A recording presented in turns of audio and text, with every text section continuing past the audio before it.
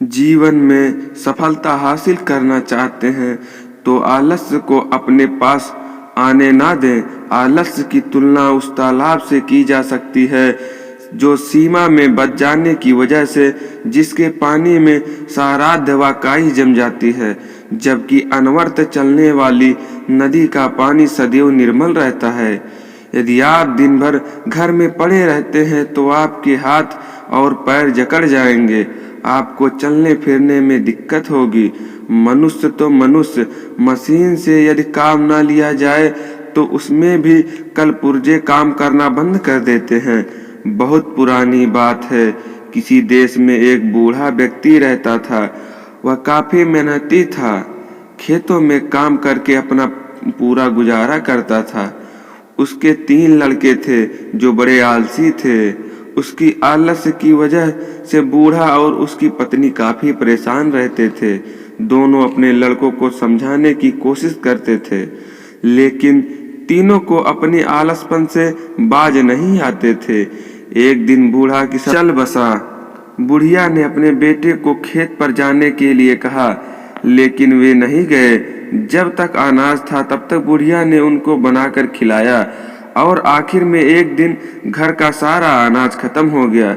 जब घर में एक भी दाना नहीं बचा तो बुढ़िया ने अपने बेटे से कहा, काम धंधे के लिए कहाँ, लेकिन वे तब भी नहीं गए। एक दिन सुबह बुढ़िया उठकर रोने लगी। माँ को रोता देखकर उसके बेटों ने पूछा तो माँ ने बताया, सपने में तुम्हारे पिता आए थे। उन्होंने बताया कि यदि तुम खेत से गड्ढा हुआ धन निकाल कर ले आओ तो हमारी गरीबी दूर हो जाएगी। तो इसमें रोने की क्या बात है, लड़कों ने पूछा। बुढ़िया बोली, मैं तो यह सोचकर रो रही हूँ कि अब खेत खोद कर कौन धन निकाल कर लाएगा। किसी दूसरे से कह भी नहीं सकती हूँ, इसीलिए रो रही हूँ। बुढ़िया की बात सुनकर तीनों बेटों ने खेत में जाकर जमीन खोदने लगे। तीनों बेटे एक ही जगह खुदाई करते थे।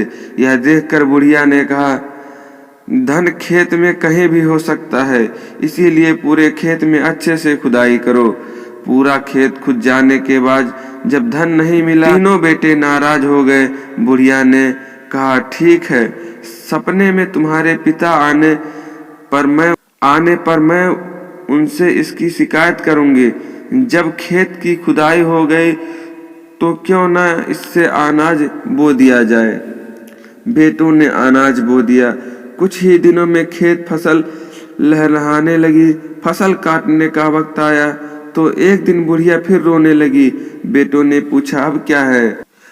तेरे पिता सपने में आए थे, कहने लगे फसल को काट कर बाजार में बेच कर आओ, तब उन्हें धन के बारे में बताएंगे। बेटे ने धन के लालच में फसल काट कर बाजार में बेचने गए। फसल बेचने पर जब उन्हें धन मिला तो तीनों बेटे बहुत खुश हुए। उस दिन से तीनों ने आलस्य त्याग दिया और काम करने में लग गए। यदि आप अमीर बनना चाहते हो या अपने जीवन में सफल बनना चाहते हो तो आलस्य से बचो। आलस्य गरीबी है और आलस्य असफलता है। आलस्य नाकामयाबी है। आलस्य अमीरी का दुश्मन है। आलस्य को दूर भगाएं और सफल व्यक्ति बन जाएं। सफल बनना तो आलस्य को त्यागना होगा। आलस्य से जीवन के रचनात्मक पल नष्ट हो जाते हैं।